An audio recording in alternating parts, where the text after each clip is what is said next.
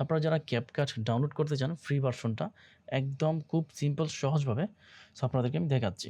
So এখানে দেখেন প্রত্যেকেরই কিন্তু এখানে ওয়েব স্টোর থাকে। এখানে দেখেন হচ্ছে এখানে আপনারা ক্লিক করুন মাইক্রোসফট স্টোর, এই মাইক্রোসফট স্টোর।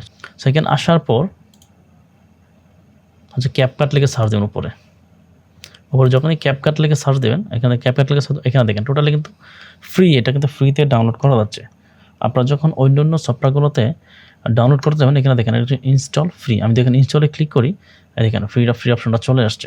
সো আমি এখানে ইনস্টলে ক্লিক করে দিচ্ছি, সেটা ইনস্টল হচ্ছে এখানে। এটা কিন্তু আপনারা যখন স্টোর থেকে ডাউনলোড দেবেন এখানে দেখেন কিন্তু আমার 578 MB লাগছে, এবং এটা যখন আপনারা ইনস্টল দিবেন এটা কিন্তু অটোমেটিকলি ডাউনলোড হয়ে আপনার ইনস্টল হয়ে যাবে। আমার মাইক্রোসফট থেকে এখানে ইনস্টল হচ্ছে। সো যাদের ইন্টারনেট স্পিড একটু ভালো আছে এখানে কিন্তু খুব দ্রুত ডাউনলোড হয়ে যাবে।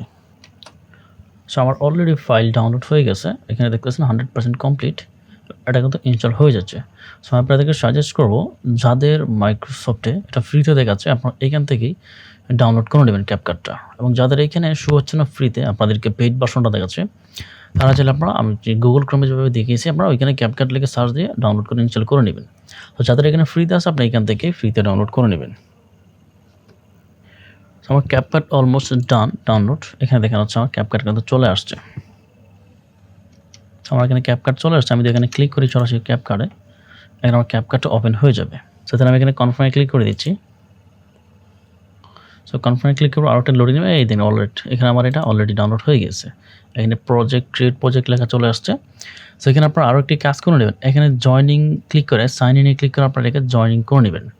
আপনারা যখন এটাকে জয়নিং করে নেবেন তখন আপনাদের হচ্ছে এখান থেকে আপনার ওয়াটারমার্কটা আসবে না আর CapCut-এ। আপনারা এখানে হচ্ছে রিকোয়ারমেন্ট চাইতে পারে, আপনি এগুলো ফিল আপ করে নেবেন। ফিল আপ করে এখানে সাইন ইনে ক্লিক করে আপনারা এখানে জিমেল দিয়ে সাইন ইন করে নেবেন। সো আমি এখানে জিমেল দিয়ে সাইন ইন করে নিচ্ছি। আপনি চাইলে টিকটক দিয়ে সাইন ইন করতে পারেন, ফেসবুক দিয়ে সাইন ইন করতে পারেন। আমি সাজেস্ট করব এখান থেকে জিমেল দিয়ে সাইন ইন করে নেবেন। এখানে আমি জিমেল দিয়ে সাইন ইন করে নিলাম, দেন ওপেন CapCut-এ ক্লিক করে এগেইন CapCut-এ চলে আসছে। এখানে দেখানো হচ্ছে আমার জিমেল দিয়ে নাম্বারটা সাইন ইন হয়ে গেছে। আমি এখানে ক্রিয়েট প্রজেক্টে ক্লিক করি, এখানে সরাসরি একটা প্রজেক্ট ওপেন হয়ে যাবে। সো ভিডিওটা লং হয়ে যাবে, আমি পরবর্তীতে কীভাবে এখানে এডিট করবেন আমি এডিট ভিডিও দেবো। সো আজকের ভিডিও এই পর্যন্তই।